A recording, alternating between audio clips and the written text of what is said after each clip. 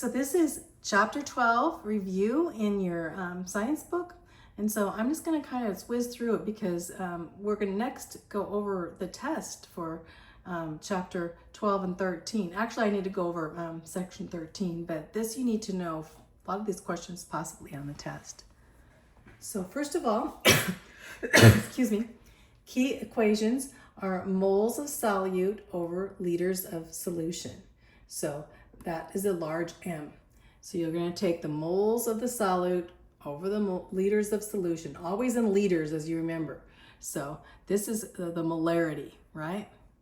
And then of course, if you're comparing, two volumes of molarity here and you need to find one of them, you're going to use this and then turn it into algebraic by just filling in V1, volume 1, molarity 1, and maybe you have another molarity and you have to find the volume 2, and you put them together and then you change it over to, algebra to find out which one. And of course here we have this is the small, of course this is liters. Now we're going to have, instead of liters, that's volume, we're going to have grams. So we have the moles. Let me get rid of this real quick that came up. Why that came up, but anyway, we're going to have the moles of the solute over, remember, same moles of the solute, but this time it's going to be over grams, which are weight instead of over volume, liters. Only difference, but it's a small m. And then we're going to have the change in temperature. And this is actually just an equation in the midst here with a constant. So, and we'll go over that. Again. But anyway, this is another one of the equations we'll have. So with the constant that has to do this has to do with the boiling point and the freezing point. So the temperature, you take the molarity, not the molarity, but the basically the small m here, the moles of the solute, molality without the r, and plug that in, and then you have a certain constant that I've figured out to find the boiling point and to find the freezing point. So, questions. In a given solution, which substance is the solute and which is of So you can always go by a rule of thumb. Of course, the substance that's dissolved inside of it is going to be the solute, is dissolved in it, right? And the solvent is going to be what it's dissolved into.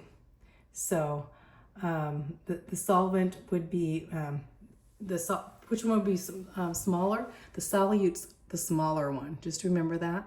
And the solvent that you're putting it into is the largest. Kind of important because I gotta keep that in mind. The solvent's going to be your solution, right? The major solution that you're dissolving these little solutes inside. So this is going to be smaller and this is larger. So give one example for each of the following categories of solutions. So say we had solid, and the solid example would be jewelry, right? If we had jewelry, sometimes jewelry is made up of, gold with other pieces of metal, maybe brass or copper in it too. So jewelry would be a good example. B, solid in a liquid solution. We could have solid, that basically is floating in the liquid, and that is, I'm trying to think of whatever. Oh, you could have, let's see, mixtures of, apple juice and another, juice with pieces, or however you want to say this. And then a gas and a liquid would be carbonated beverages. When you say I want water with gas in it, you're talking about a soda or carbonated beverages. D, liquid in solid solution would be like a gel, Gas and gas a solution, we could have two mixtures of gas, together. There's a lot of different mixture. Maybe you have carbon and oxygen making carbon monoxide, or, a gas and a gas. So what is meant when two substances are described as miscible? Very important. What is the word miscible mean?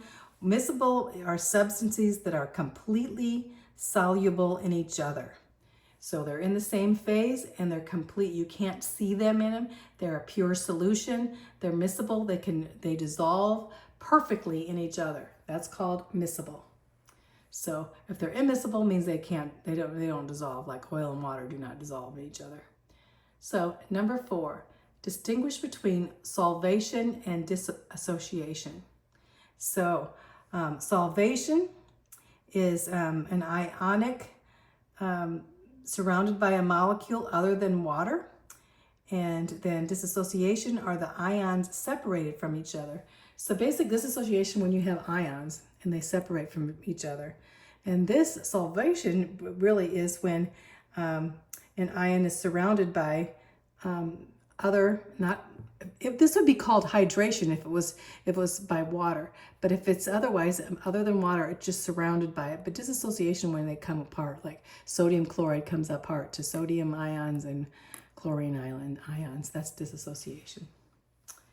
3 ways to make dissolving quicker. That's pretty easy. What are those 3 ways? How about stirring it? How about grinding and crushing it up?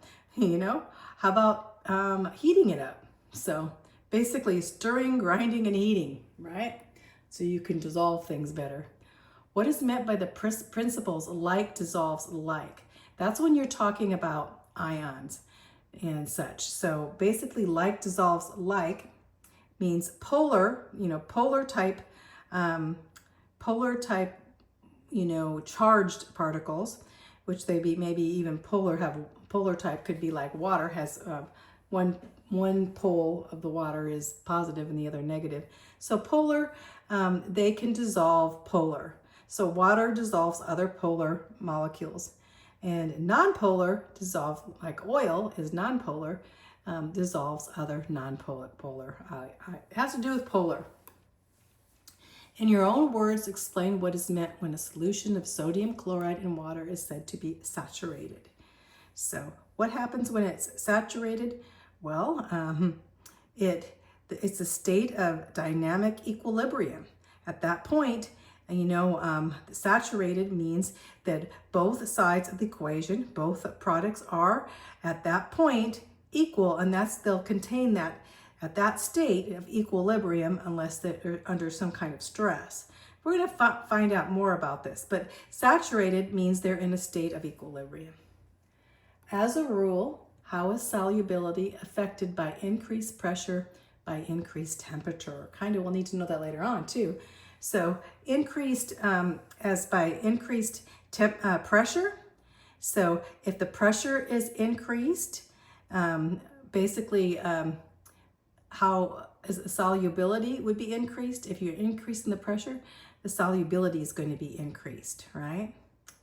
And so if you increase the temperature, this will decrease the solubility. So these two are opposite. So increased pressure, actually, especially, when we were talking about gases. But anyway, increased pressure would be increased solubility. So just remember that.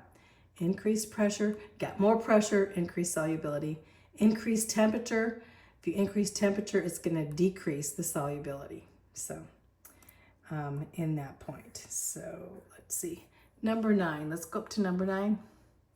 Distinguish between molarity and molality. That's what I was trying to say, that word, molality. And give a symbol for each. The molarity would be the capital M. The molality would be the other M. And let's look at the difference. The difference is right here.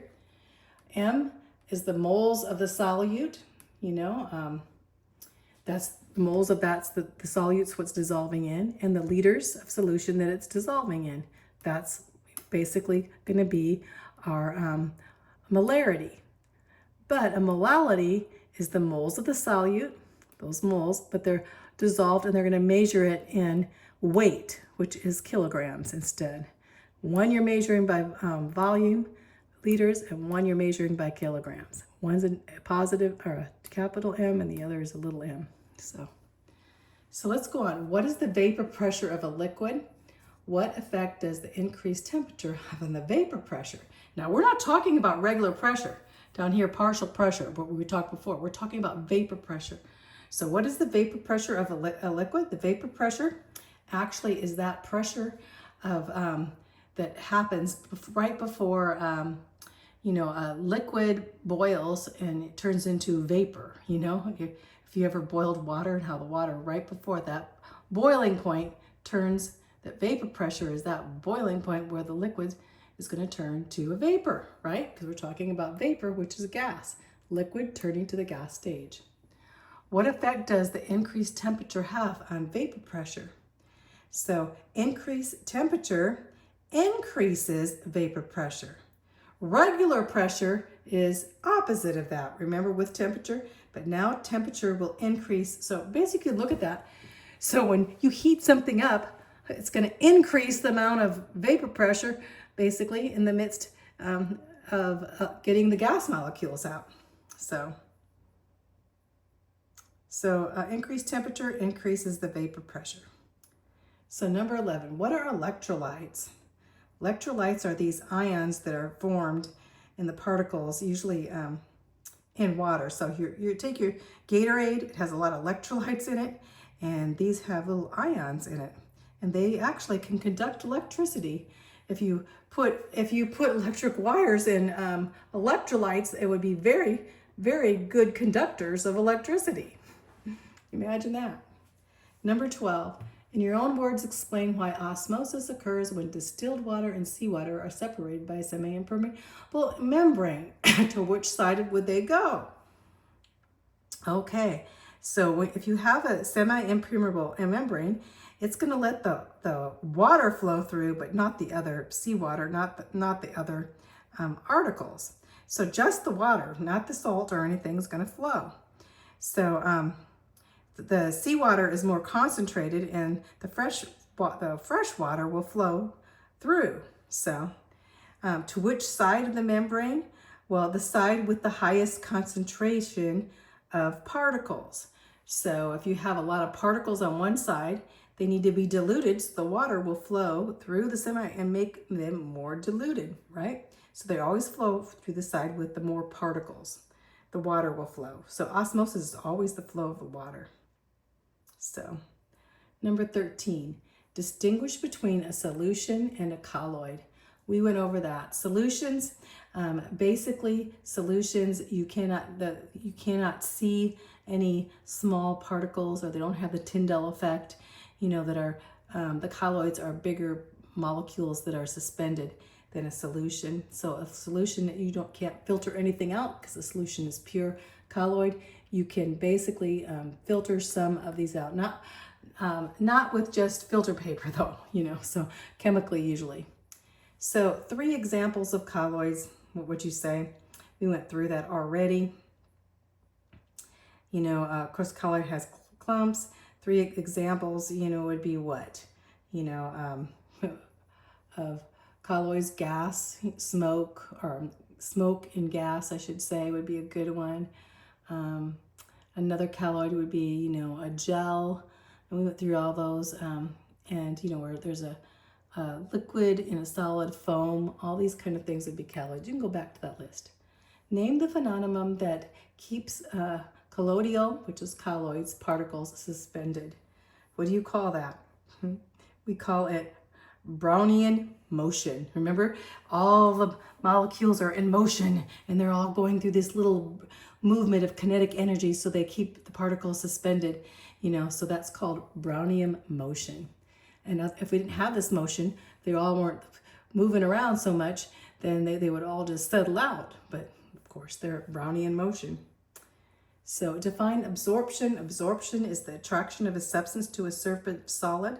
Remember how they filtered out and they had metals, and you put the, as for the smoke and pollution going through, they would dissolve, as they're dissolved into ions, and these ions then would hook to the metal and be absorbed into the metal, and they call that absorption, entering into another substance. Why is a solution of soap and water more effective than pure water at removing oil and dirt in your hand?